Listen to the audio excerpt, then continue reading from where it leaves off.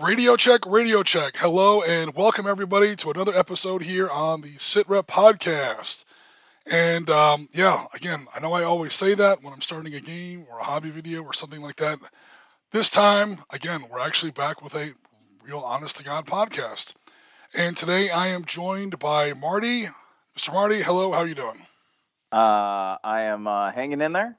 It's been a busy time for me, and I'm glad to be back broadcasting with everybody. Awesome. And we also have joining us today from literally on the other side of the planet. We're a truly international team today. Our friend Piotr. Piotr, how you doing? Hello, everybody. Not bad. I'm a little bit tired because we had a party, so to speak, yesterday with my friends from work. So not in the best shape, but I try to do my best. You know what I did on a Friday night? 3-day weekend. It's 3-day weekend here in the U.S. 3-day weekend, Friday night. I sat at home watching old Star Trek: The Next Generation episodes. That was the thrilling awesomeness of my life yesterday. I don't go to Friday night parties anymore. I wouldn't survive. But real quick, let me go ahead and bring us up on our pod. Okay, there we go. So hopefully now we're all showing up, everybody. Hello and welcome again to another episode here on, once again, the Sitrep Podcast. Let me make sure this is working here. Jennifer Lemon says everybody sounds good. Thanks very much. Just wait for the latency to catch up. There we go. Okay, cool. All right, everybody. Yeah, we're live. Hi, everybody. And, visually and also, there we go. Sweet. Yeah. Okay, so we're going to go ahead and kick off the show officially here. First of all, we have a team update. We have a new team member on the show here. Piotr is not a guest, so he doesn't get the guest treatment. But already, we don't have to be polite to him. All right, he's a member of the show. It's time. It was remember, Piotr, you signed up for this. You said yes. What was it? When I say yes, I mean no. You did not know. You got to learn. I remember, as long as we're a History Channel, what Winston Churchill used to say after Pearl Harbor when he was talking to, he got on the phone with Franklin Roosevelt, and he was always like, "I'd like to come over and meet with you. We have some things to discuss." Then Pearl Harbor happened. He's like, "Yo, Frank, we need to talk about this shit." Yeah, I'll be over tomorrow. Click. Yeah. And his aides are like, "I can't believe you just talked to the United States, the president of the United States, like that." He's like, "Hey, that's the way we." His exact quote was, I was paraphrasing before, obviously. That's the way we talked to her while we were wooing her. Quote, "Now she's in the harem. We speak to her quite differently." It's in there. All right. Piotr, for anyone in our audience who might not know, he works as a university archivist. By the way, Piotr, if I say anything incorrect, please correct me. So Oriskany is no longer the biggest bookworm on the team anymore by any stretch of the imagination. He's been with us on plenty of games and live streams before. He's extremely knowledgeable. He's a huge gamer. He's been gaming, since I've known him, and I've known him over 10 years now, or coming up on 10 years, I think it is. Team Yankee, Infinity, War Machine, also some real games, Valorant, Victory, and Panzer Leader. I'm just kidding. Damn. Everybody. I'm just kidding, everybody. Shots fired. There you go. Shots fired. So he's definitely got some serious gaming credentials in all seriousness. He's created content for us in the past. He's got some new content coming out for us already as a member of the team. So thank you and welcome to the team, Piotr. Definitely appreciate Indeed. it. Thank you for having me here. You won't regret it, or will you? If we do, we know we've done something right. Oh my God, Gaz is with us. Gaz is on our conversation. All right. Gaz is a former member of the Sitrep Podcast. He's still obviously a great friend to us. He says, three beautiful examples. Oh, Gaz. Is there something in my background? I was hoping you hadn't forgotten about me, Gaz. We super appreciate it, Gaz. So, Gaz, three beautiful examples of historical gamers. I agree with most of that with that statement. I'm not sure about the beautiful part, but it's okay if you call me beautiful. I appreciate it. I think I shaved yesterday, so I didn't shave today, so whatever. So Jen says, yes, Piotr has a face. So I was making the little title slide yesterday, and sometimes Jen comes in and she sees what I have on my graphics on my big 30-inch monitor, and she knows not to look in there too much because sometimes it's stuff that most girlfriends would not approve of. She's like, "Oh God, what's he working on now? What's he working on now?" And this time I had this huge picture. I think I was like cutting around Piotr's beard, and she looked at it. She was like, "What the fuck is going on in there?" Never mind. So obviously, she's been on plenty of streams with Piotr in the past. Helping us out as a sound engineer, or just helping us out with some comments or whatever. So she knows Piotr, sort of, but I don't think she's ever actually seen a photo or an image of your face before. So good to go. We never wanted to scare people. That's why, I was off with the camera. Right? So now Gaz is with us again. It was 3 beautiful examples, and then the cameras turned on. Okay, that's a little more accurate. All right, now we're talking. Okay, there you go. He amended his statement. All right. Good man. He didn't know he was going to get fact checked. All right, guys. So what we normally do is talk about hobby, like kind of stuff we've been doing over the last. Oh God, when was the last? Marty, we were talking about this before the cameras went on. Marty, how long has it been since we've done a podcast episode? I think it's a month. I think you were right. I thought it was 3 weeks, and then I'm looking at. It was the end of April. Yeah. If the notes on my last news sheet are correct, it was the end of April. So what we normally do, folks, is we normally do like every other Saturday. So it's supposed to be every other week, but last week or our last scheduled time was all kinds of stuff was going wrong. I was going to see my dad. Turns out I had jury duty. Then I came down with COVID. I mean, it was, and also there was stuff going on with Marty up there in Chicago. There was a whole bunch of reasons. And Chris couldn't come with us. It was Chris's moving day. So Chris moved houses, and that's what he's doing this. Well, combination of he actually has work today, so he's doing patching as well as he's still trying to get moved into his house. And actually, Bill and Dawn are going to stay with him until they move to Florida, and they are moving what's left of their stuff down to Chris's house today. Holy crap! Yeah. So 2 weeks ago, which would have been our normal time, there was a whole portfolio of reasons. That shit just wasn't going down.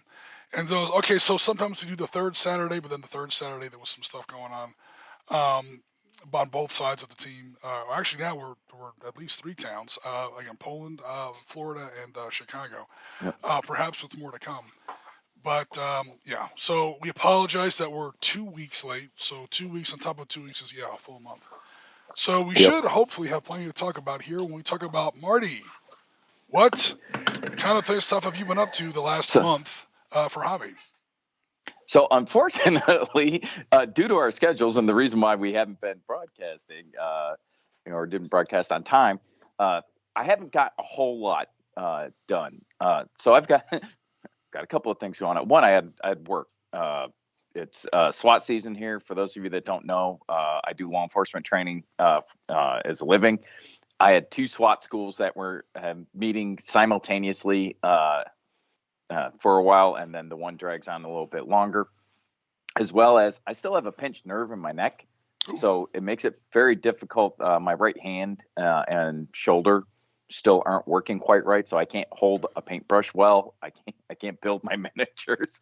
I did, however, so I finished my Army of the Dead from Lord of the Rings. So cool. Yeah, well, woo, there we go. So nice. So that I figured I could do that because I just all it is black primer, a little bit of gray, a little bit of white, and a little bit of green, and that's all dry brushed on. So that was pretty easy. This was Ron Perlman's army in the movie, right? Like all the green ghosts. Okay, I'm not an expert on Lord of the Rings. Yep. The green ghost guys, right? Yeah, that's. Yes. Yep, that's them. Awesome. That's them. I did base up the rest of the Ultra Combat Modern miniatures. I have not done anything other than basing them so far. So I got a little bit of stuff done. That's cool. As well as I got a bunch of stuff from Bill. So I am fully loaded with all of his hobby supplies and all that jazz, as well as miniatures and games that he's not able to take with him. I have a portion of that stuff. And I say a portion because that dude had a lot of stuff. I was going to say, there's no way. Did you wind up with like the 17 trillion 10 millimeter American Civil War figures he got? Or I did not, although I think Chris might have. Oh my lord, that's. You need to get like one of those Wagner power painters that you paint your house with, and just all that blue. Otherwise, you will be there till like 3 lifetimes from now. Yeah, absolutely. But not a ton of hobby stuff recently, because, like I said, it's very difficult for me I can't paint anything detailed. I have a hard time holding the brush, so that's why I did these dudes, because I'm just dry brushing them. Piotr, it's time to get him into hex encounters since he can't paint. Yeah, but if he cannot hold the brush, will he be able to hold the stack of counters? Right? Especially Valor and Victory, those really tall stacks, because there's like support weapons and all sorts of stuff. Well, you pick it up there and it flies all over the place. Uh-oh. Yeah. This is my cat Peyton, who apparently needs to hang out right now. He says, I want to be in the show too. Jim said he was looking for more people. Damn it, I can do stuff. You're not a people, you're a cat, but no. you can hang out as long as they'll keep you quiet. All right, so Piotr, anything going on? I know there's some stuff going on with you. Anything going on with you, hobby, the last couple of weeks? Oh yeah, a lot actually. I've been hoarding the West German army for Team Yankee. Maybe not only Team Yankee, but Team Yankee will be prevalent, I believe, when it comes to these figures. But I haven't even unpacked them yet. The same with my IDF. I bought some more kits for the IDF. Ooh. However, I managed to build them. So some Jeep with TAWs and what else? And Chaparral anti-aircraft missiles. So I managed to build them. And apart from that, we have been away at 2 tournaments of Team Yankee, one in Warsaw, where I had a really bad performance because I believe I was 5 out of 6. And then we went to Poznań last weekend. And there it got a little bit better because it was in the middle of the stake. So I believe I was 8 out of 16 or something like that. But the funny part is that I have been to 3 tournaments this year when it comes to Yankee. And at the first one, I was second. At the third. At the second one, I was 5th, and now I'm 8th. So the tendency is dropping. Stop! Quit now while you're still ahead. Right? Yeah. Still king of the barricade, but so it's been busy. I've been playing a lot. I've even painted some AMX 10P for the artillery observer and transports for my French infantry. Those because are the armored cars, right? Yeah, AMX 10Ps. That's true. Because French infantry needs something to run away. Excuse me, to rapidly redeploy. To take a better position to fight another day, so to speak, because there they don't die, they surrender. And I believe that's all. Oh no, and I've even went to play Infinity first time in a half a year or something like that. So nice. Some stuff is going on actually. And last but not least, I've been painting some M1s, it was the improved performance version, I believe. Right. So the first one with the long turret and the improved front armor, plus some other twerks. But it's a nice kit. It's Battlefront, so it has to be good. I know that some people don't like their kits, but did you have a hard time with the? I did an M1 build video recently. Did you have a hard time with the stowage racks? Because you built the IP one, so the IP one has the back bustle and the extended stowage racks on the side of the turret. Did you have a rough time with those, or was it just me? It was not easy to assemble it properly, but I managed to do it somehow. But you don't want to know how many times I hit the roof when I was trying, to put it correctly. No, that part was not. The rest of the kit went together like butter. That one part, were the side stowage racks. I wound up putting the back bustle and the 2 side kits together first, which sounds really weird. And it went okay after that. The good news is, like we go over this in the M1 Build video, is if you have any like glue bubbles or you melt any plastic or you screw anything up, there's lots of stowage, and you just dump in some stowage, and it just covers up that mess. And the stowage they give you is like official U.S. Army stowage. I've seen footage of M1s, especially on exercise, like out at Fort Irwin or out at 29 Palms or God knows where else. I've seen footage of M1 Abrams with, I swear to God, like beer coolers in the back, and that's in that back Oh stowage yeah. also. They give no, especially on exercise, they give no shits, man. They throw all kinds of crap back in there. So, and then even in like a footage of like Iraqi freedom, it's like piled up over top of the stowage bin. So Yep. if there's ever a time to empty out your bits box, those guys don't care what they throw in that back stowage bin. Yeah. And apparently their I officers mean don't either. the cool. Well, when they're out in the field like that, oftentimes the water they get is bottled water. So that's what they throw in there is ice and bottled water. Nice. Yeah, Nice. I could have sworn I saw a beer keg in there once, but I can't confirm or deny that. Oh, that's probably National Guard. Yeah. Right. True. I won't doubt that happened. I certainly wasn't there, but there was something I saw some video of once. And again, this isn't like out in the field. This isn't like Iraq or anything like that. This is like, again, out west in one of the desert, NTC kind of things. I'm pretty sure I saw what looked like a beer keg back there. But, hey, that's fine. I'm not gonna judge. I'm out there freezing my ass off in the desert in the middle of the night. Cool.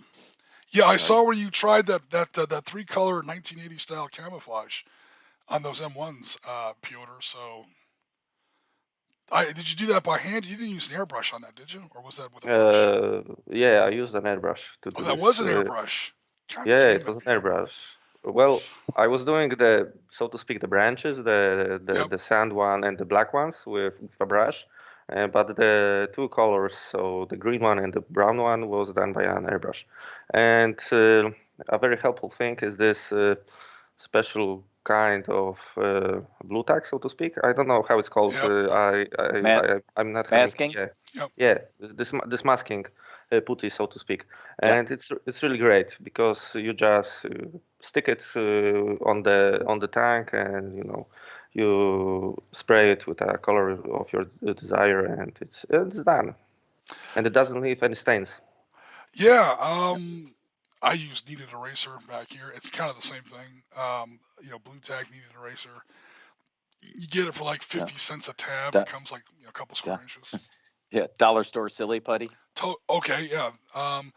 Okay, I used silly putty once on some Panthers way back in the day. Like the first time, like I was still using rattle cans back then. I didn't even have an airbrush. I tried to use nothing but silly putty. I get the 3-colored 1943 summer Panther stuff you see on the Eastern Front. Mostly yellow, a little bit of green, and a little bit of dark brown. It worked okay, but I actually had to go after it with some warm water, soap, and a toothbrush afterwards because some of that silly putty, like especially like in like the tracks or the cracks, maybe I put it on too hard. I don't know. Also, it's colored. It was like this weird like mulberry color. It's for kids. It's supposed to be colorful or whatever. It was not coming out of there. So I use Kneaded Eraser. It's got a thicker viscosity to it. It's just about as cheap, and you can reuse it afterwards, at least a couple times. After a while, it gets so much paint on it, you can't really use it anymore. Right. And, because go ahead. I was gonna say I've used the stuff from. Thanks, Pete. I've used the cheap crap from the dollar store. That's I don't know. It's like a light Caucasian flesh color. Yep. And that thing doesn't stick to crap. I have to work it to stick on the the stuff. That's kind of what you're looking for. Yeah. So that worked really well for me when I was. What was that painting? Oh, Dust 1947 vehicle. Okay. Cool. So anything else, Piotr, or? Oh, not really. I've been busy with reading some archival records, so I didn't have much time because I'm working on my second book when it comes to history of economics in Szczecin, in Poland, after 1945, when the city became a part of Poland after the Yalta deal. So So yeah, that's been taking a lot of my time lately. Did you hear that flex, Marty? You know, I can't get much hobby now. I was writing my second book. I did, and I'm over here like I have no response other than damn, I need to get my stuff together. Yeah, it's like I'm not even reading a book, much less I was writing gonna one. say most people say they're working on a book. They're talking about reading a book. That's a critical reconstruction of the economic changes in Eastern Europe post 1940. No, it's awesome, man. That's awesome. Yeah, I've got a drawer we full of people from manuscripts. I gotta get on Amazon and start publishing them because they've been in there for like 10, 20 years. Some of them. I'm sure some of them need a rework. Some of them are just complete garbage. But I gotta, and they're also just novels. They're not like history books or anything. oh, cool. But you know, on the side of the pond, we write some books for you to read or something like that. So, Yeah, someone's got to write the stuff in order for us to read Yeah. it. Right. that's true. So, for my hobby in the last month or so, my T80s are finally done. They went up all over the place a couple weeks ago. Um, I sort of used a similar method to what Piotr was talking about. I went for a 3-color scheme. The problem was my third color didn't really come out right on airbrush. Turns out I think I have my compressor way too high. I think my compressor is like at 35, 40 psi. And if you're trying to get that really, really small detail on your brush, I have a decent airbrush. I have a Badger gravity fed Renegade. It's nothing wrong with the airbrush.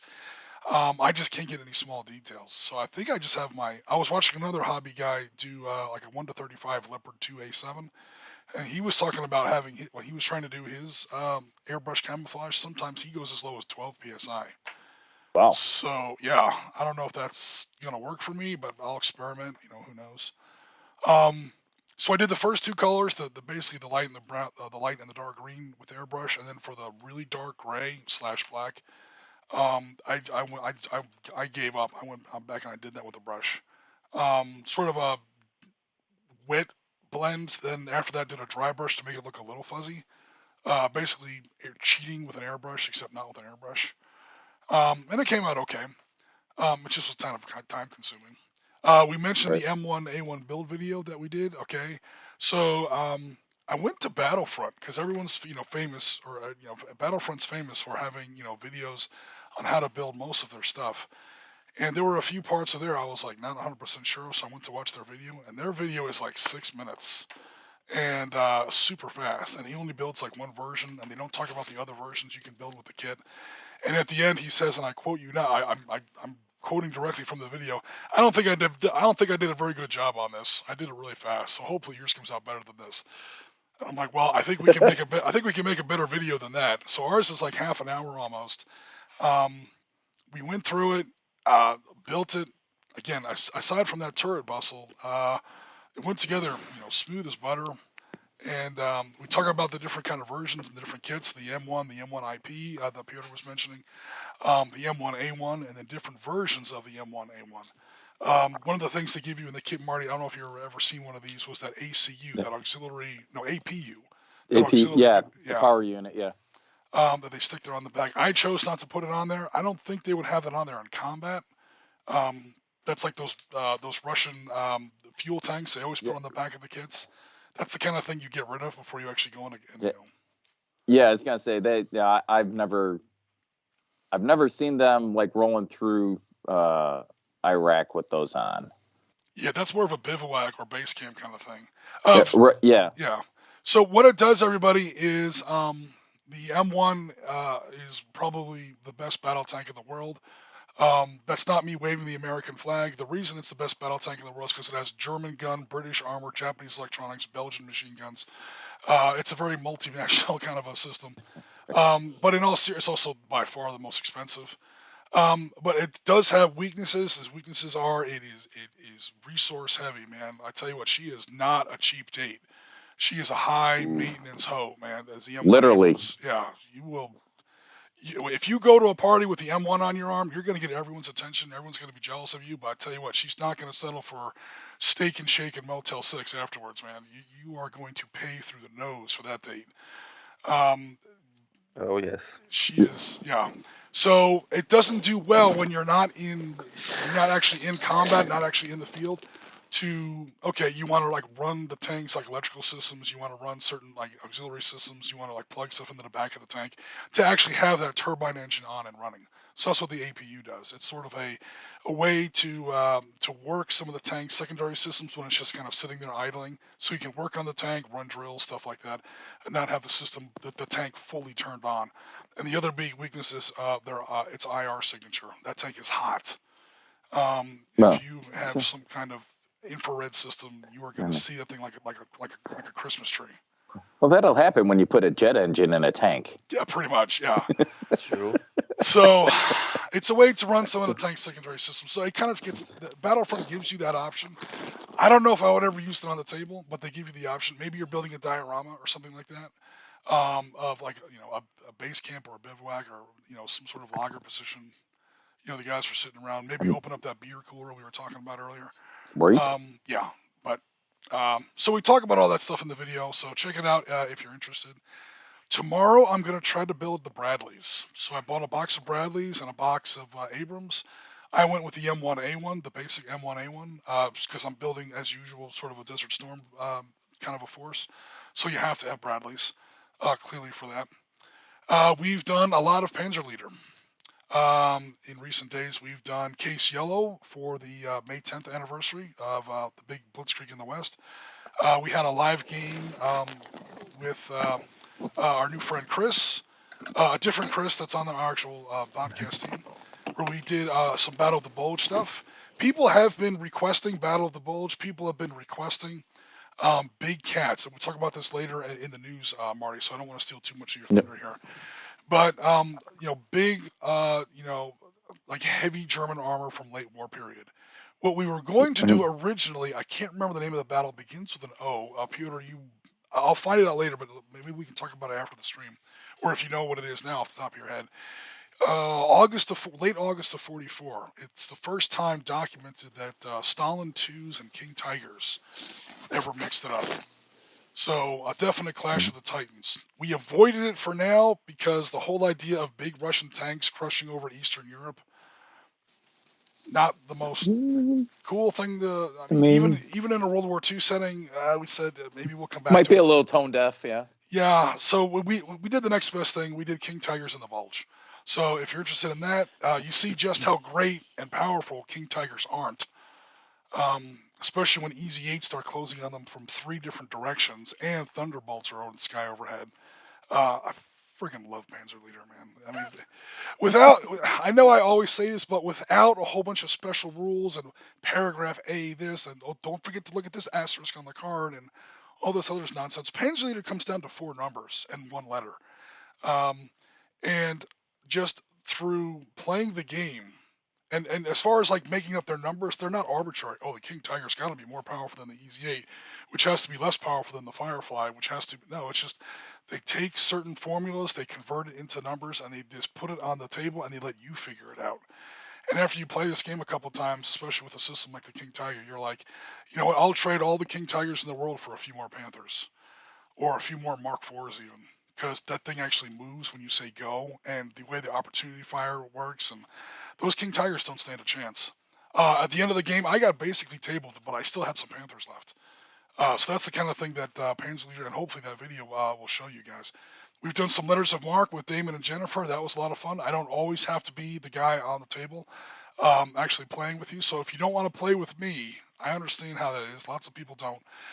But you still want to play with us on Sitrep Podcast, bring a friend, and I'll run the game between you guys. I mean, I'm just looking for content. Speaking of content, we also had some great content from Damon helped us out with a lot of photographs, like 153 photographs he sent us. I'm not talking about like 5 megapixel, like nice photographs from the recent Partisan show over in Newark, in the UK. So we kind of got some free content out of that. So thanks very much, Damon. Another guy who's been on the team with it or has helped us out. I've been on the podcast a bunch of times, helping us out with games and now helping us out with some auxiliary content. Definitely appreciate that. We've done some Valor and Victory designer discussion. So Valor and Victory Stalingrad dropped earlier this year. I actually designed all the scenarios for that. So now Sitrep Podcast is officially in the video game business. it's onwards and upwards, man. We're every day we try to do something a little bit new. So that's available. If you guys want to check it out, we can talk about that later. So yeah, it's been a busy month, guys. And then on top of that, I had jury duty, Mother's Day. I went to go see my dad. I came down with COVID. It's been a hell of a month. Yeah, how about it? Well, now hopefully we'll be able to ease into summer, and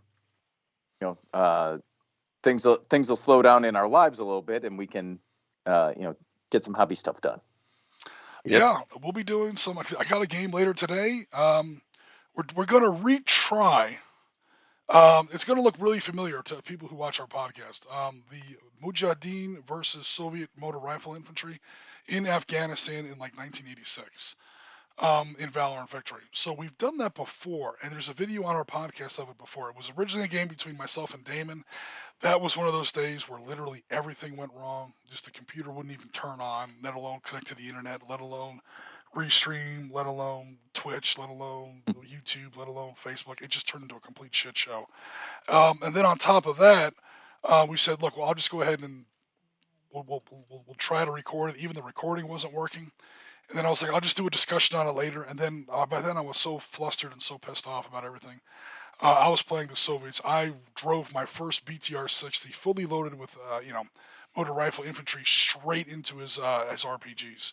I forgot where one of his RPGs was. I ran right into it. He put one RPG right in the nose. That whole thing went up like a Roman candle. I lost a third of my force on the first die roll of the game. It went downhill from there. It was just it was a crap game, on the table and off the table. So, long story short, we're gonna try it again. Exact same scenario, and yeah. So we're gonna play that today. It's not gonna be live. We're gonna try to record parts of it. This is Arrigo from London. He's actually played with us before in another screw up when he was able to play 1987 Panzer Leader with us earlier, like a Team Yankee kind of a thing. I wasn't ready to record, so again we had to do like an after the game discussion on that. So this is sort of a makeup video on a number of levels. And again, tomorrow we're going to be doing some Bradley stuff, some Bradley builds from the Battlefront kit, 15mm. So we're still doing a lot of hobby. It's just all hobby roads lead to Sitrep, at least for me. I don't have time for Ghost Armies and Infinity, man. I have to do everything. No, I'm just playing. I wouldn't know how to paint that stuff anyway, to be honest. Someone has to work for us to relax. There you go. Speaking of work, Mr. Marty, how about you hit us with some news? What's going on out there in the wide, wonderful world of gaming? So, because it's been a while, the newscast may be quite extensive. So I'm gonna try and keep this down to a dull roar. I will reference everything that I'm talking about, so that way if people want more details, they know where to find it. So we'll start off with Empress Miniatures. They've added to their bower line there. So they've got some new 28 millimeter miniatures for SAS and SBS. So what do they got over here? A couple of let's get the right link going.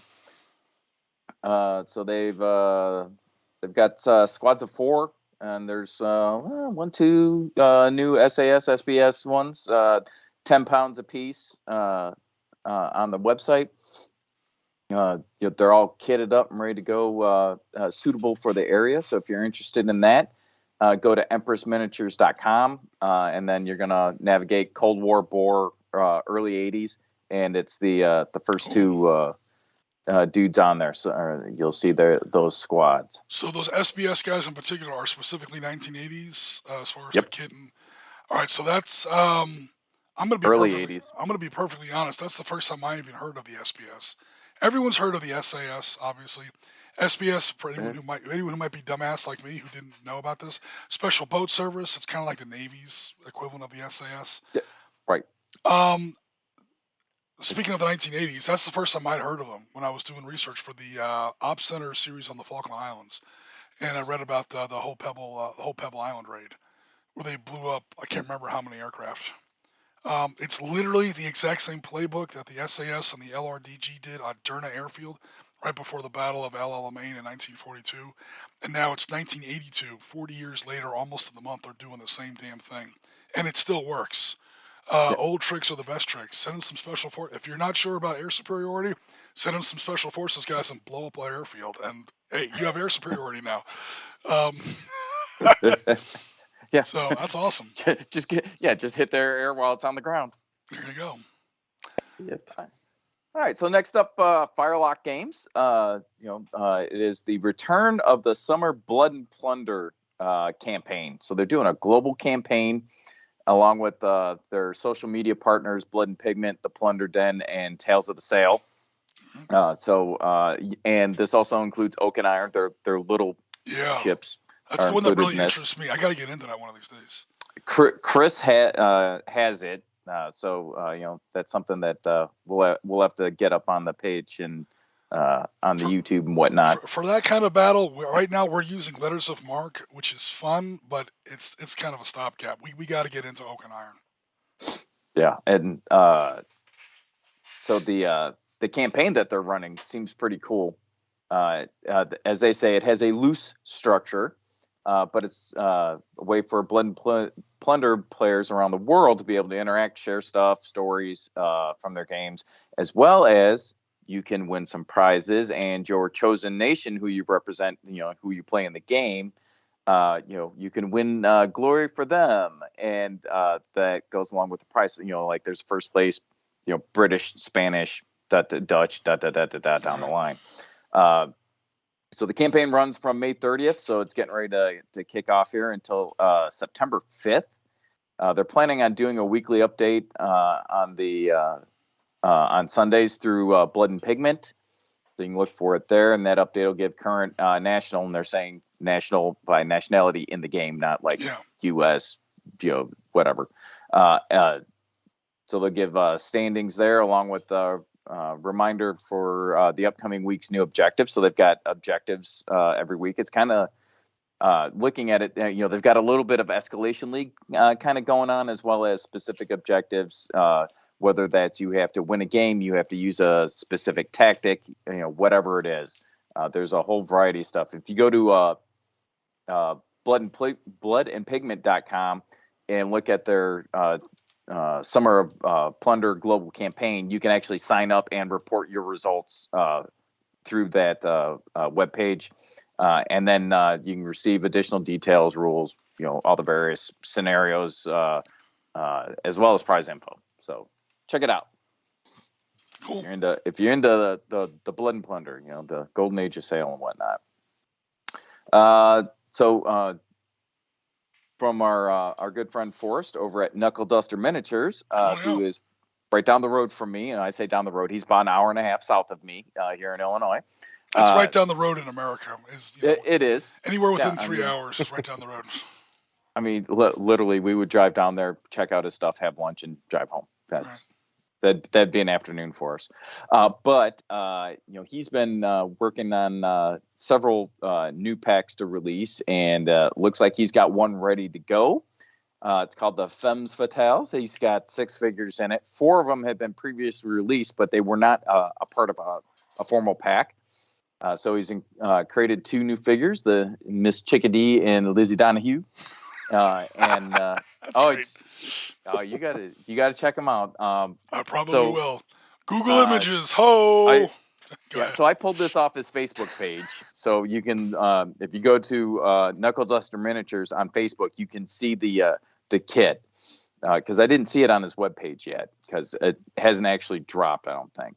I don't really get into West gaming. My dad has a 1:48 railroad set, and he's got like some 40 millimeter, which is roughly 1:48. So long story short, I bought him some miniatures to paint into his little train set, and one of the sets I bought were like his saloon girls from Knuckle Duster, and there was some detail in those miniatures. So all right, that's all I'm gonna say. Yeah, so some of those actually, for the saloon girls are probably what's included in here already, because there's, let me see, I'm looking at this. There's at least 1, 2. There's at least 2 that are saloon or 3 that are saloon girls, if you will. I might actually have those 3 miniatures. So, but before we misrepresent, we're not talking about like Brother Vinny. They're not like actual X-rated miniatures or anything. They're just like, hey, this is a girl that you might see in the background in a Deadwood episode or something like that. Yeah, mostly they're in the saloon style ones are in like Victorian dresses and hats, and they just happen. One's got a shotgun, one's got a pair of pistols. I mean, got to play the game, right? The one I had, she like the sauciest one I had. I mean, she's lost the dress, and she's now down in her bloomers. But yeah, she's got the Derringer out. But she's got the pistol up. She's got the Derringer out, and she ain't playing around. I believe that is the California Cape model who is included in this kit. It's not like down here or it's like target acquisition. The hammer's already pulled back. We're ready to go. Absolutely. So if you play Western games, check it out. Forrest makes great miniatures, as well as he does also have his own game. So feel free to check that out as well. Let's see, Flames of War. So we alluded to this earlier. Right. So Flames of War is getting ready to drop a new one. They've got pre-release for Bulge, German forces on the Western Front, 1944 to 45. So the pre-orders are open as we speak, and it's German Army and Waffen-SS forces on the Western Front from September 44 to February 45. Comes with instructions on how to build late model Panthers. Brigade Tank Company, Panzer IV Brigade Tank Company, Brigade Armored Assault Company, Brigade Armored Panzer Grenadier Company, Brigade Panzer Grenadier Company. Let's see, Tiger II SS Tank Company, another late Panther SS Tank Company, Armored SS Panzer Grenadier Company, Tiger II Tank Company, Panther Late Tank Company, Armored Panzer Grenadier Company, Volksgrenadier Company, Yad Panther. Volksgrenadier don't count. And you're talking Tiger about late Panthers, late Volksgrenadier, the People's Grenadier. This is basically the Grandpa Brigade. So the way you were reading it was like, here's what we have in our cars. So we got Maseratis, we got Ferraris, we got Lamborghinis, we have a Ford Focus, then we have another Maserati. And we have oh my God, poor Volksgrenadiers. Hey, I mean, they were there. It also includes a basing and painting guide, and then a scenario, and all of that jazz is pre-ordered USD $25. So not a bad deal there. Not a bad deal. And if you go to flamesofwar.com, that's what pops up on the page. It is right there on the front. Can't miss it. Yeah, that's the magic of late war, especially with the Germans, is you get all the best toys. Yes. But you're outnumbered 20 to 1, 50 to 1, 100 to 1. And you're also, I mean, in all seriousness, you're also not usually playing the good guys. I mean, you're already playing the Germans in World War II. But once you get past that July 20th assassination attempt on Hitler, the hardcore SS guys were the only ones getting the really good stuff. Like the King Tigers we were playing with earlier in the week. That was, Piper's Kampfgruppe Piper in the Battle of the Bulge. He was literally that was literally the day after the Malmedy massacre. So and that's the scenario included, by the way, is Piper's Charge. Yep. So we literally did that. We did in Panzer Leader the other day the end of Piper's Charge, when the American 3rd Armored finally kind of got him in a box between 3 different task forces, Combat Command B, and sort of hit him in the nose, then 2 kidney punches. They kind of finally stopped him. Yep. But until then, it was a lot of problems. And running amok. Yeah, war crimes. Not only, I mean, Malmedy Massacre is the famous one because it's Americans and it's our servicemen, but then it's also Belgian civilians. I mean, not one of the good ones as far as, Rommel, he wasn't really so bad, and so and so and so. This guy doesn't get that treatment. He's one of the about that. One of the rough ones. I'm not usually one of the guys that stands up for Rommel, but I'm just saying he's one of the guys that often gets that little bit of airbrush of history, where it's like, oh, he's not really, not really one of the bad ones. I'm like, well, no. Sometimes yes, sometimes no. This guy is just, like the Rolling Stones say, painted black. He's one of the bad ones. He was standing up at Nuremberg at the end of the war, and he didn't come off so well. So. Yeah, kind of a scorched earth policy with that dude. And that comes up in gaming discussions. Sometimes people are like, is it comfortable to play such and such a faction or whatever? The problem is if you're going to play these King Tigers and these big cats and stuff, especially at the end part of the war, you're kind of wading into dark waters. And it doesn't bother me at all. It doesn't bother most of the people I game with.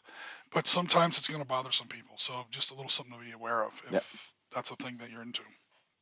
Yeah, that's true. Some people try to avoid the black counters of the SS because usually they are, they have black counters. And funny, I mean, not funny, but the Western Front was really peaceful when it comes to this kind of massacres and SS doing stuff. Yeah, and on the Eastern Front, basically every day is a massacre, so to speak. Eastern Front.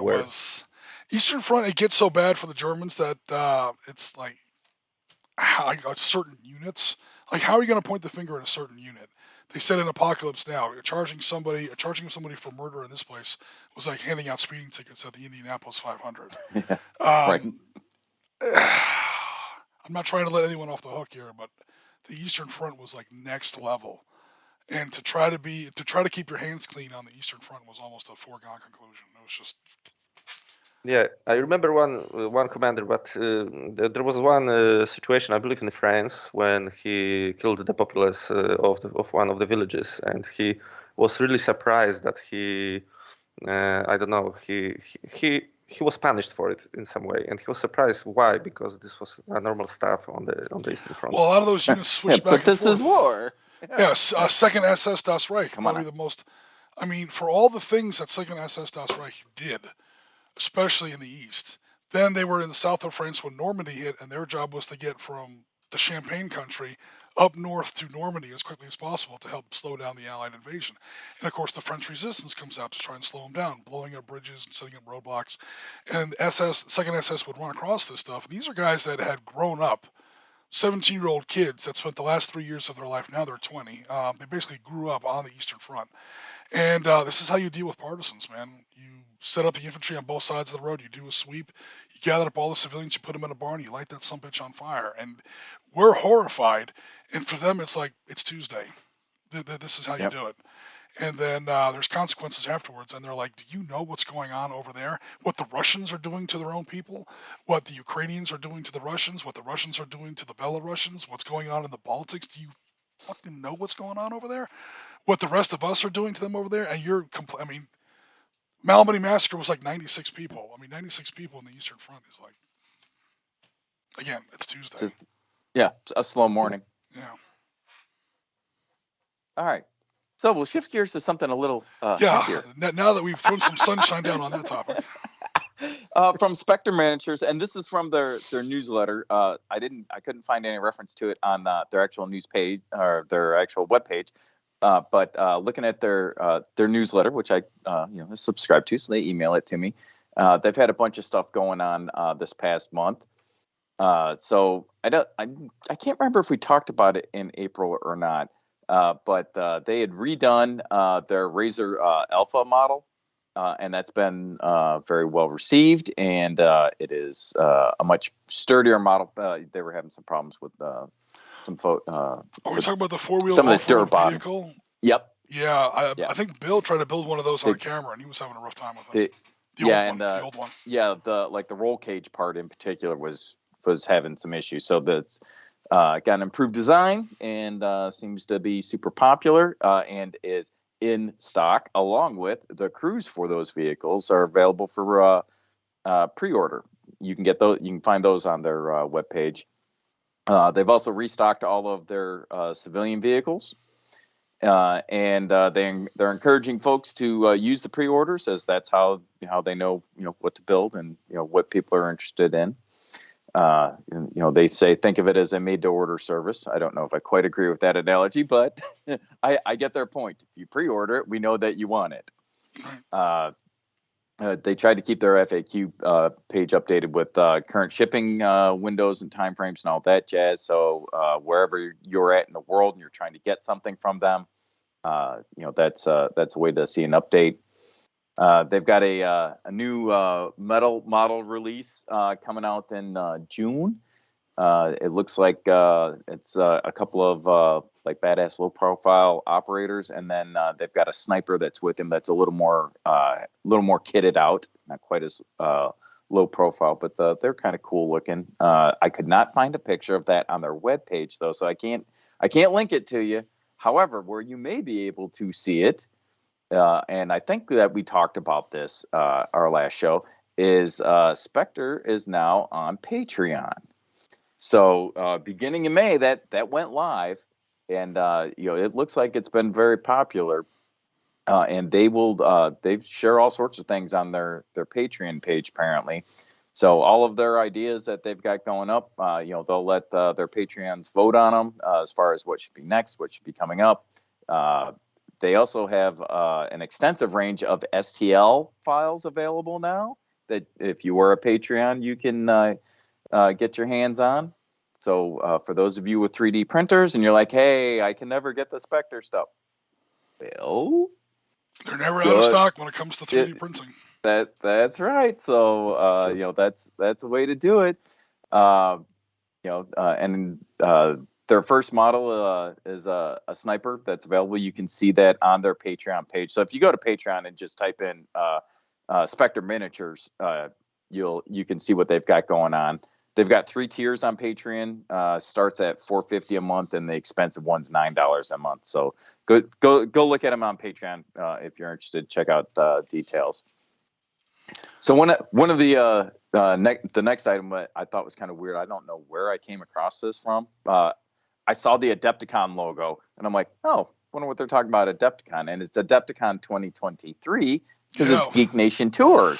I was writing down your notes, so I had like a copy of your notes, and I literally just wrote Adepticon 2022, and then I start reading through your lines. I'm like, oh shit, we're not talking about 2022. Right? Yeah, that's what I'm like. Huh? So Geek Nation Tours does. They do. If you go to geeknationtours.com, they do a whole bunch of stuff. It could be historical related, and I'm not talking gaming. I'm just talking like straight up history stuff. But they also do trips around gaming conventions specifically. And they are already setting up their stuff for Adepticon 2023. If you're somebody that's interested in doing it that way, it's like the super high-end, deluxe, top-of-the-line experience for everything they do. And you will pay for it. Yeah, I saw the price tag on there. So the tour costs it's 6 days and includes basically everything except your flight. Does not include flights. Is basically $2,400 plus another just under $300 in taxes and fees. So $3,000. Let's just call it $3,000. So, yeah. Nice. And then you're going to be at Adepticon. So, yeah, you spend $3,000 at Adepticon. There's another $3,000 on a good day. Right. I could certainly spend that there if I wanted to. Whew. But I've never, I've heard of them, but I've never looked at them in any detail. And I was checking out their webpage. And I'm like, this is kind of out of control. That's not bad compared to that. What is that Star Wars cruiser thing? They want like $5,000 a night. And it's basically just a kind of a crappy hotel room. Doesn't even have windows. Yeah, it's really been panned, which is unfortunate because I'm a huge Star Wars fan. Well, when you charge, $5,000 a night to stay in a shipping container, that's not going to go over well. Right? I mean, and now they're trying to write it into the lore like this is the ship that Han took Leia on her honeymoon with. Get the hell out of here. No, it's not. It's not. That's not historically accurate. I'm not standing for that nonsense. It's not canon. We all know it. Moving on, Pendrake and Miniatures has some new Cold War Commander 2 rules. Yeah, so our friend Chris had some stuff on this. We have like so many Chris's. Right. Chris Long in Canada had some stuff about this on Discord. Yeah, and so those are available through Wargame Vault. It's only available as a PDF, or at least currently, but it's $15 for set of rules. So they describe it as fast play wargame rules that allows you to recreate combined operations covering Cold War and post Cold War era. Each player gets command of a battle group, which can be anything from a company to a division. So you can scale it up or down to whatever you want to play. They claim good balance between playability and historical accuracy, which is supposed to allow players to successfully use real-world tactics in a game system that's easy to use and fast to play. Awesome. So kind of cool. They say you can use any scale miniatures, 2 mil to 28. I don't know that I'd want a division of 28 mil, so you certainly. I don't know if I'd want to play down. a 2 mil. By the time you're at 2 mil, you might as well just go to Hex Encounters, right, Piotr? Right? Piotr knows what I'm talking about. That's true. But Hex Encounters for life. It comes just a brief, some of the stuff that it comes with. You get 3 army lists in the book, and there's a bunch that are online. It's got 15 scenarios with it. You can play solo, 2-player, or multiplayer, and it says everything that you need to play is in one book, and it covers everything from the Cold War starting in 1946 up through Soviet-Afghan War through 89, Iran-Iraq War through 88, and various wars and conflicts in between. Arab-Israeli War, Vietnam, Indo-Pakistan, Angolan, Falklands, Right. all of that. So, kind of a cool set that I was not familiar with them, and I had seen some of Chris's stuff, and that seems like it might be kind of cool. That's pretty cool because for $15. Yeah, a lot of times when people talk about it's a Cold War game, they're talking about basically some version of Team Yankee, Red Storm Rising. Right. Yeah. Which, I mean, nothing against that stuff, but it's nice to see like a Cold War. Like there was actually some real fighting in the Cold War. It wasn't always cold. Those are definitely good scenarios to look into. Sometimes it's tough because they're either so asymmetrical or they're not really tank heavy or infantry heavy, artillery heavy. One of my favorites is you mentioned at the Indo-Pakistan War. Yep. There's you should say wars because there's like at least 3 or 4 of them in there. Well, there was one big one. There was a big battle. They wound up calling it the Valley of the Patents because both sides were equipped with either M46s, 47s, or M48s, and they went at it like at the divisional level. And at the end of the battle, there's just like this carpet of dead Patents. On both sides. It looked like where they shot that El guitar scene in the movie Patton. It's why is everyone using the same tank? It's weird. Stuff like that happens.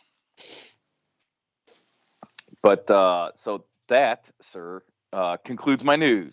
So awesome. Let me get caught up on comments here because I didn't want to interrupt the news too much. Gaz, people are talking.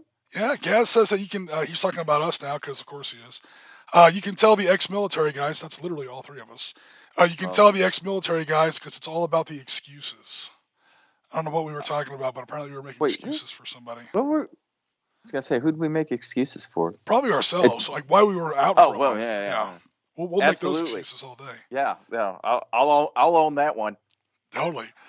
I think a lot of nations, Gas continues, I think a lot of nations will be looking at their tanks units pretty hard right now. With the recent peer tank engagements between infantry and anti-tank capabilities. Yeah, this is a discussion that's been going on literally since 1917. The first tank, not the first tank battle, like tanks versus tanks, but tanks were first used en masse in combat in 1916. And starting in 1917, people have been saying the tank is obsolete. It's a discussion that gets run around the park like every decade or so. Pretty much every time tanks get into combat, and one side or the other forgets how to use tanks, and the tank winds up running into some sort of anti-tank or counter-engagement weapon, mines, airstrikes. Nowadays, anti-tank missiles. Oh, the anti-tank missile means the death of the tank. They were saying this in 1973 when the AT-3 Sagger and Black Monday and all that stuff. Yep. It's not tanks are obsolete or tanks are extinct. Tanks have to be used correctly. And unlike some other weapon systems like the battleship, tanks can evolve. tanks have evolved. When your unit or when your weapon system can't evolve like a battleship, yeah, it winds up on the boneyard of history. Nobody builds battleships anymore. I don't even think anyone really builds cruisers anymore. Warships are getting smaller and smaller, but tanks are going to be around, but you have to use them right. And what we've been seeing in the Ukraine is tanks not being used correctly. Not nearly enough infantry support down these long, thin roads with woods close on both sides. How about we invade Ukraine right in the middle of the Rasputitsa muddy season when you can't go off the road in a tank? And yeah, you line up your tanks like literal ducks in a shooting gallery. Guess what's going to happen? For sure. So Gaz says, Jim, I love playing with you. Yeah, he plays with me a lot. No, in all seriousness, we had some great games of Sitrep Skirmish back in the day. We were first play testing Benghazi, 13 days, 13 hours. Rasmus has joined us. Hello, Rasmus. Thanks very much. He says, Oak and Iron, I definitely love it. Jen says she stepped away for a few minutes and then your cat was in the podcast. So here's the thing. Gaz says, Jim, I would love to do a game representing the seeds of Jadetville with you online at some point, late summer or autumn if you fancy it. Yeah, that could either be Sitrep Skirmish or probably more likely Valor and Victory, depending on how many. I would have to do some research on it. We'd have to get exactly how many people were there, and that determines the scale of the battle and therefore the scale of the game. Obviously, if it's a certain level of game, you want to do it in Panzerleader. If it's a certain level smaller than that, you probably want to do that in Valor and Victory. If it's a really small, like shootout, like Benghazi, you want to do it in Sitrep Skirmish. We have those three systems in our books just for that reason, so that we're never trying to do, because I've done it. I've done like this. We were talking about the SAS raid on Derna. It had like 42 guys in it versus like 100 Italians or something. I've done that in Panzerleader. The game was like 6 counters. It was kind of dumb. It worked, but it wasn't much of a game. You got to do something like that in a different system. So in Phoenix, Gaz says, I asked the hotel clerk if it was a gun range nearby. She told me it was down the road. I asked if it was in walking distance. He said, grab a taxi. 40 minutes later, I arrived in a taxi. Yeah, especially in Arizona, man, where it's like 110 degrees in the shade. You don't want to walk anywhere Americans have a different... we have a different sense of scale for that type of stuff. Like, especially me. Like, I grew up in the Midwest. Right. I mean, it's big. It's open. My daughter goes to school 45 minutes away. We consider that a commuting distance. Yep. Actually, this happened with some people in Europe. I think this may have happened once with Piotr. Like a hurricane hit. I'm down in Fort Lauderdale, Palm Beach, Miami. I'm way down in the southern part of Florida. And then like not even a hurricane, like a tornado went through like Pensacola or Panama City, which is literally 10 hours away from here. It's on the other, Florida is shaped like a big shoe. It's way over here. And somebody saw the news that a tornado had pretty much, blown up a small town somewhere in the panhandle of Florida. And they were quickly out, Jim, are you okay? I was like, what? I'm at work. Why are you bothering me? What do you want? Do a hurricane or a tornado just went through Florida? I'm like, really? I Google it on the news. I'm like, man, that's like a time zone away from me. That's one state. We got 50 states down here, and Florida's not even really one of the big ones. I just wanted to know if your Panzerleader copy is okay. Never mind me. He was worried about this. He wasn't worried about me. Well, it's been through some combat, as you can see. It's been hurled against the wall a few times. Too many sixes in a row. When you roll too many sixes in a row, like it throw it against the wall. But in all seriousness, no, that stuff happens. Like that building collapsed. That was actually pretty close. That building collapsed in what was it, South Broward or very north of Dade County. So it was like one county away. It's like 45 minutes from here. That building, just something went wrong with the foundation and just imploded like in the middle of the night. Yeah. And people were like, "Is anyone?" I didn't even know what had happened. I was just logged on to, I think it was OTT Discord, or Cox Discord, and they were like, "Has anyone heard from Oriskany today?" I haven't heard from them so far. I'm like, "What's going on?" Everybody, I'm fine. And we have other people in our community, like John, who's actually a lot closer. He lives down in Hollywood. He was like the next town over. It's like 5 minutes from him or 10 minutes. But yeah, America is definitely pretty spread out here. Yeah, so yeah, Rasmus agrees with us. Yeah, the distance in the U.S. is definitely very different. Yeah, especially Rasmus. Rasmus has lived in Yeah. beautiful Denmark. Then he moved to the UK Midlands, and now I think he's in Cleveland, Ohio. I hesitate to ask where He's he's moving next. I'm like, what's your next stop? Uh, Kansas. Pakistan? Yeah. You went from like a 10 to a 7 to a 2. I don't even want to know where you're moving next. Yeah. North Korea? I mean, Okay. I don't know, man. Dennis, Novus Templar, thanks very much for joining us, sir. He says he loves Spectrum Miniatures. Thanks for joining us. Thanks to everybody who's joining us. We got a pretty good audience today. Yeah. Yeah, and I'm super excited that I have not joined their Patreon, but I might. I'm not gonna lie, I'm kind of. And it sounds great because a lot of patrons are like, "Hey, we have a Patreon. Come support us because you like us, or just come." Here it sounds like. I mean, I haven't looked at it yet, but it sounds like if you join this Patreon, you do get a lot of extra stuff, a lot of exclusive content. You were saying like a special STL files.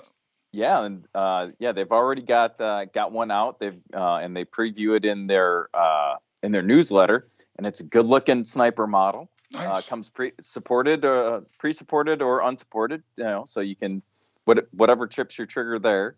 I'm the I will always take the pre-supported option because I'm not that good at this. I don't know where to put the damn supports if it needs it.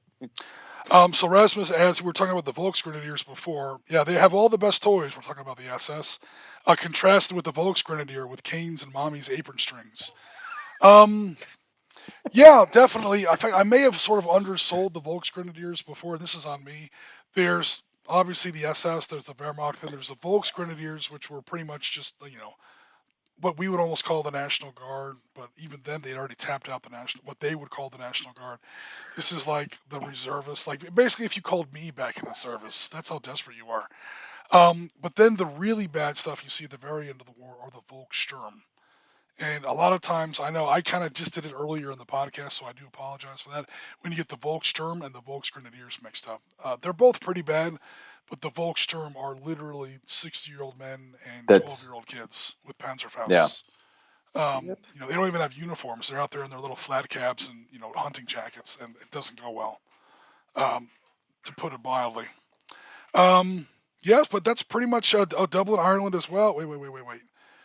Tanks. Rasmus says tanks are good, but not immoral super weapons. Yeah, tanks have to be used as part of a team.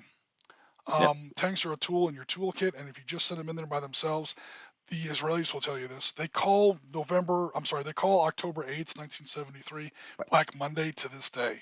They lost a division of tanks in one day. They never saw an Egyptian tank. And how did that happen? They sent tanks in by themselves up against dug-in infantry, determined infantry who weren't going to run away with anti-tank missiles. Stop me when this starts sounding familiar. This is not new. It's new to us who don't read history or whatever because it's happening on CNN, it's happening on TikTok, it's happening on social media.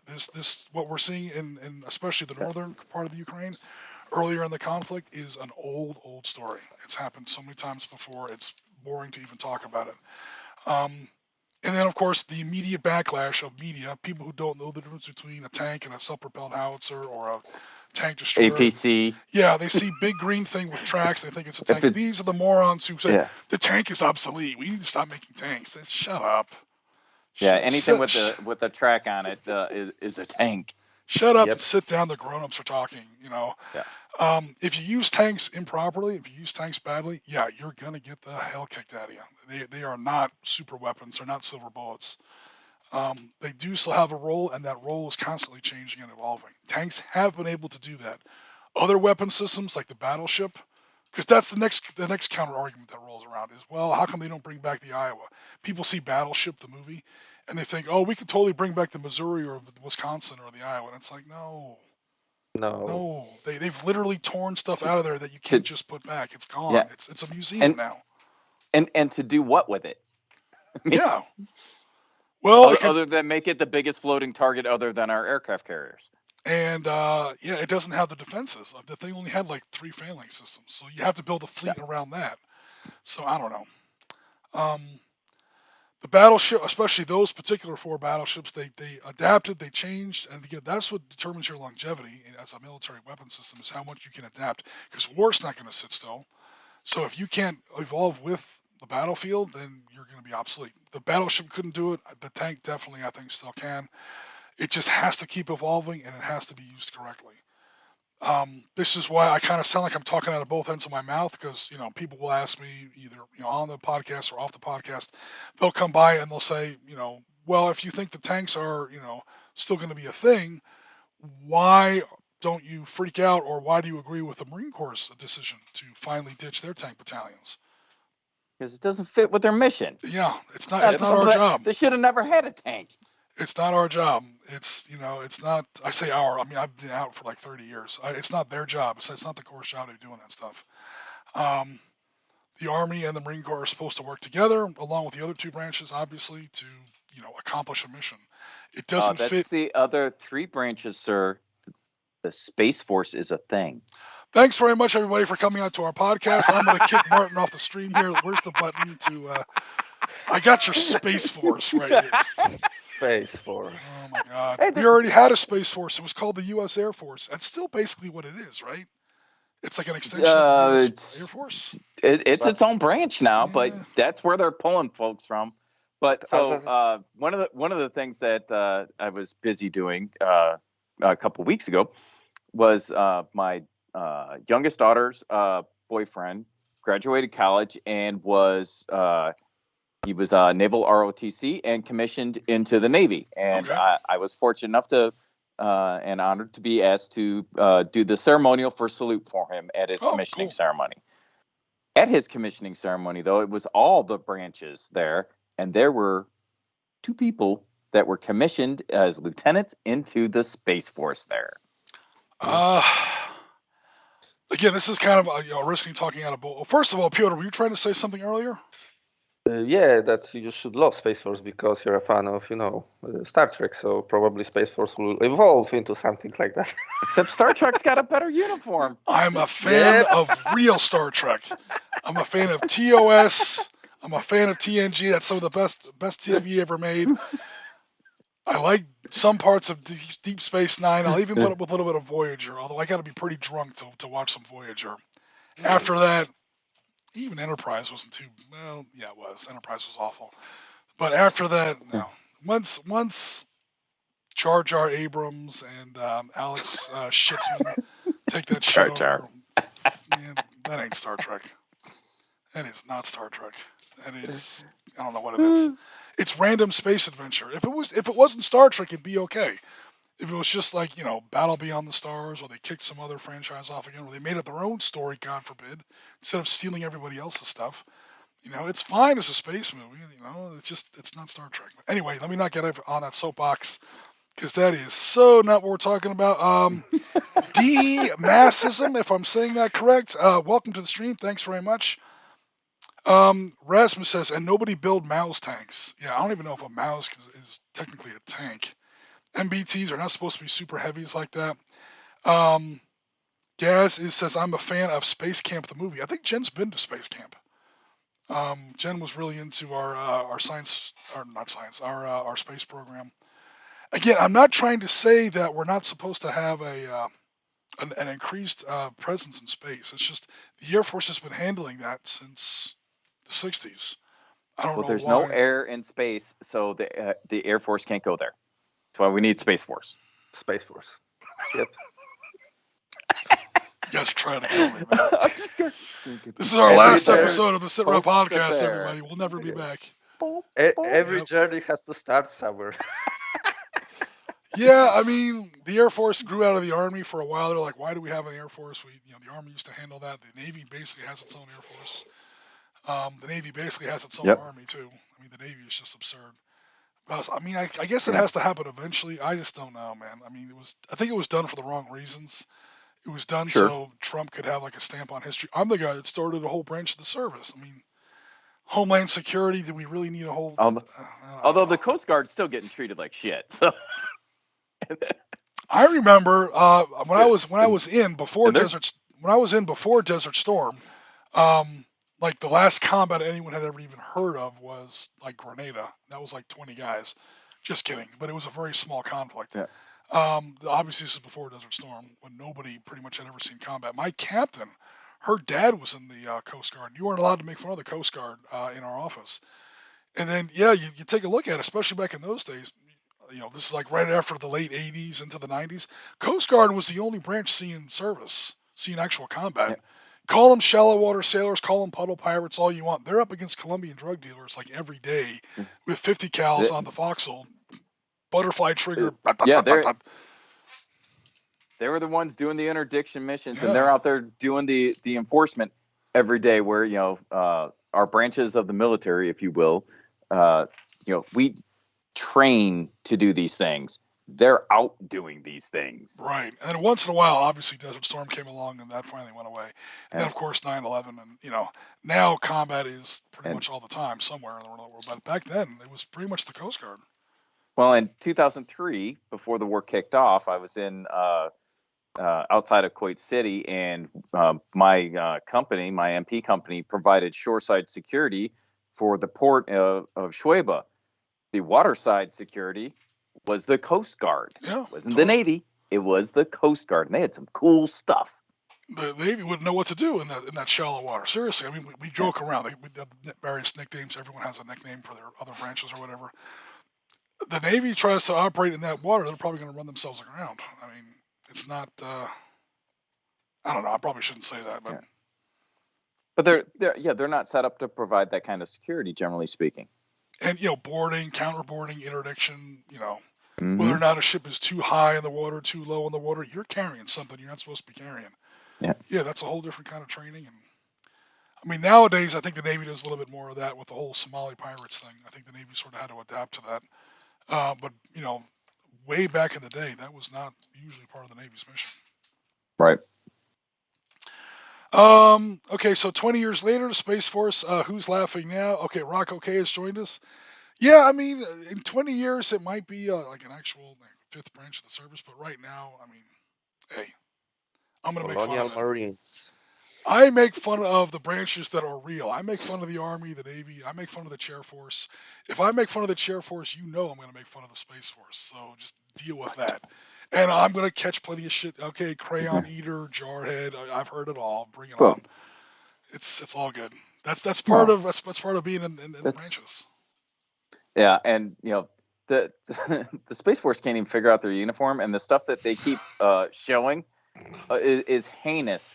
I can't tell if they're supposed to be a maitre d', a cook. I mean, an airline pilot.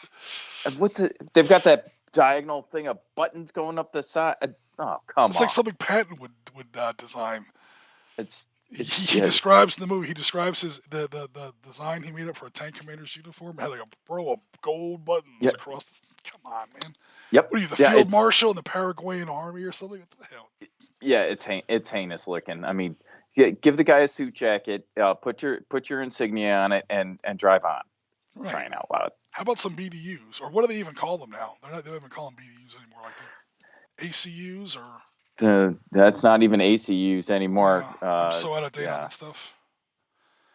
ACU was the one everybody hated, and that gray colored crap. You look like SpongeBob SquarePants, waddling around the parade field. Yeah, it's not good. Can't think of what I was going to say now. Who else we got in the chat? Did you see Angry Cops was talking about the guy in the Space Force? He didn't come to his remedial PT of all things because he was running around Targets trying to buy a PlayStation 5. And his corporal was like, "Where the hell are you, dude? You're supposed to be here for remedial. You're already in pork chop platoon. You're already in remedial PT because you're a fat body, right? You're already supposed to be out here, And he texts his NCO back. He's like, "I'm not at remedial PT because I'm out buying a PlayStation 5. YOLO." And then that's in his letter of coaching or his letter of. I was like, dude, I don't think you're gonna make it in the Space Force, man. But or any forces. Yeah, if you can't make it in the Space Force, It's yeah, he was supposed to show up for PT at like 11, and he was like, dude, Marines get up for PT at 03. Army, it's like 05. The Navy, they jump in a pool, and who knows what the hell they do at whatever time. 11 o'clock in the morning, you're up for PT. That's almost worse. I'd rather PT at 5 in the morning before it gets to be a million degrees out. Damn. Right. Well, they were probably going to a fine indoor facility. Oh God. On an Air Force base. They have to get their spin class and their hot yoga and. Little Zumba, maybe. Oh my God! Zero gravity. Here it is on Memorial Day weekend. We're making fun of another branch of the service. We probably shouldn't do that. Gaz says if Space Force turned into a cosplay event as themselves, they still wouldn't have first place for best uniform. Damn, Gaz, that's harsh. He's not wrong though. He's not wrong. So Gaz also says, what's the next step on the Sitrep Podcast path to internet domination? Oh man, right now I'm just trying to keep the lights on, everybody. Trying to keep content up twice a week. So that's why at least my main strategic goal at the moment is to get some more people on board, so that we can get some more people creating content. And again, Marty, I know that the studio up there is in flux because it's in Chris's house, which is still being moved into. Right. Although we've got all the pieces, parts, I believe. Right. So now we just need to. We have not transferred all of that from the old place to the new place, but there is space to set it up. We do plan on getting it back up and running. So what I was saying is that, I mean, like when Piotr or like even Damon just sent me a bunch of pictures. If you don't, or you're not comfortable with the editing process, or I don't know where I'm going to get music and I can't balance, just send me the raw materials and I'll slap it together in, whatever editing software platform I have. Deal. Yeah, I can totally do, at least a big part of that. At least at first. Yeah, no problem there. All right, so we've been up now. Go ahead. I do have a little treat, a little something that I want to show Gaz. Oh, hey, buddy, do you recognize that guy? Oh, is that an old friend from his previous job? That is one of his old one of the miniatures from his game. Yeah, that's what I'm saying. I got the Bill's copy of it because I'm like, you're not doing anything with it, so. If you might remember those, I did build those up, so we'll be putting a little bit of that together sometime in the near future, guys. I can just finish gap filling those dudes, so get ready to prime them up, and I'll have to figure out what color they're supposed to be. I have not got that. Not gonna lie. Look through the book. I've got some reference photos. See, when it comes to that kind of genre, you can almost make up like whatever you want. Unless there's a canon you have to stick to, or I don't know. Yeah, well, some of it I just need the inspiration to get me off the dime. You know what I mean? So I'm like, I don't know where to go with this dude, but I won't lie, that was half the reason I started painting BattleTech miniatures. Not really into the whole. I mean, I like BattleTech a little as far as sci-fi franchises, but it's just I want to paint something besides green, gray, and brown and tan. Yeah. Yep. And some of the colors in BattleTech are absolutely off the wall. Like pink and black and white. You look like you just walked off a lingerie, catwalk with your battle mag. I'll go for it, man. Purples and blues and weird. Like when I say greens, I mean like lime electric greens.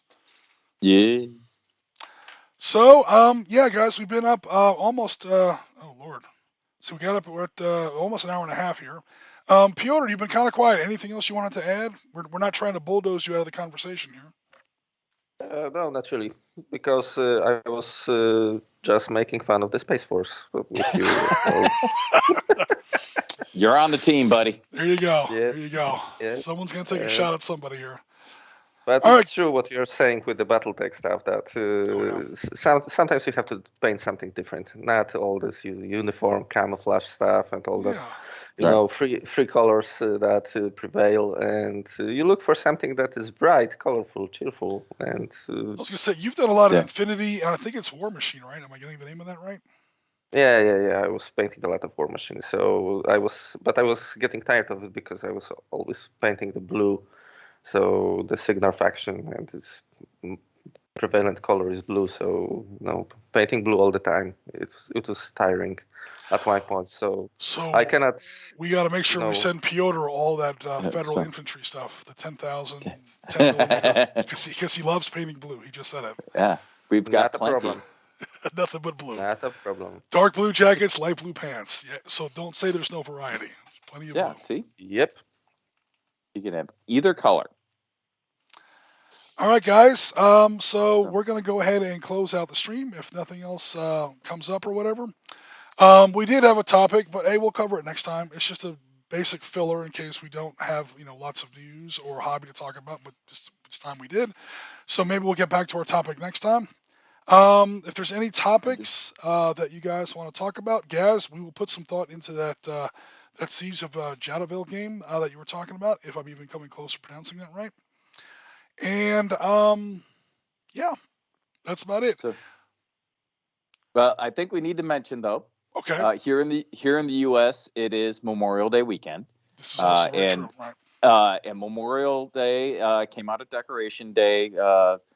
Before after the Civil War and around World War I, it kind of got referred to as Memorial Day because they wanted to be able to capture the ability to recognize soldiers who had died primarily in war, and now we had more than one war that they wanted to do that for, so they changed the name. But especially those of us as soldiers, if we don't know somebody personally who has died in service, we know somebody that we are familiar with that maybe we weren't friends with, but we knew from other units and whatnot. So this is the weekend, specifically Monday for us, when we remember those folks. So I would say for those of you who know somebody that has passed, remember them. Speak their name. There's no shame to that, and there's no shame to living a good life.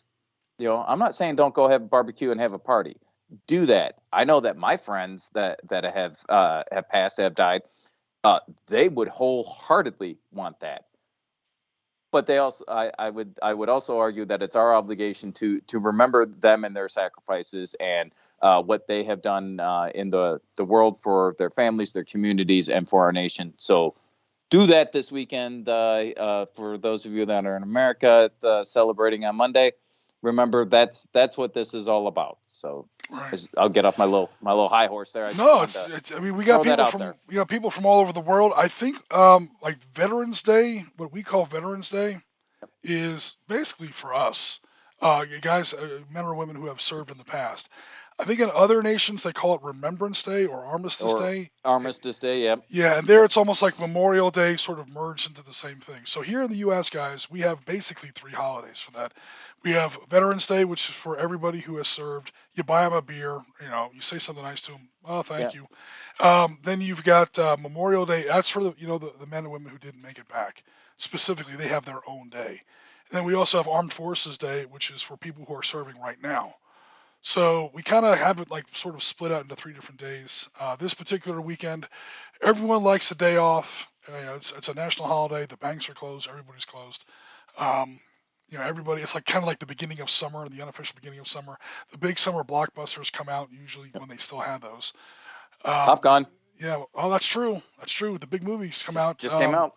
But totally to Marty's point, that's not what this weekend is really about. I'm not trying to piss on anybody's fun, but also, again, to Marty's point, it's to remember, the reason you get to have all this stuff. It's not because, somebody bought it for you. Well, somebody did buy it for you. They just paid in something different than money, to be honest. Yep. Some of those dudes paid in blood, and that's why I say it's. I feel it appropriate to speak their name, remember them as you gather. I'm not saying don't have a beer and a hot dog. By all means, please do that. And while you're doing that, or as you're opening up that cooler for your dessert beverage, raise a glass and remember those guys. Totally. Well said. Can't argue with anything of that. Oh, there we go. We've even got some in the chat. Thank you very much. So A to Lindy, hopefully I'm saying that right. Kev, Enan, Bungle, Dean Powell, CFN Found. I hope I'm saying that right. Yeah, so Gaz is already putting some names in the chat, guys. Yeah. So absolutely. Amen to that. Yes. Okay, guys, on that note, we're going to go ahead and sign off. Thanks very much, everybody, for coming out again. We're going to try to kind of get back on track here, get back on schedule with every other Saturday. Sometimes we won't always be able to do it, but we do appreciate your patience. We appreciate your loyalty. If you're watching this on YouTube now, please, hit the like button.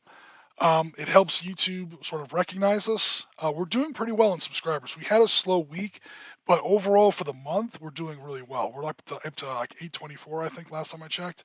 We're getting a lot of ads on some of our content, which is kind of annoying, but it's kind of a good sign too. It means YouTube's starting to notice us.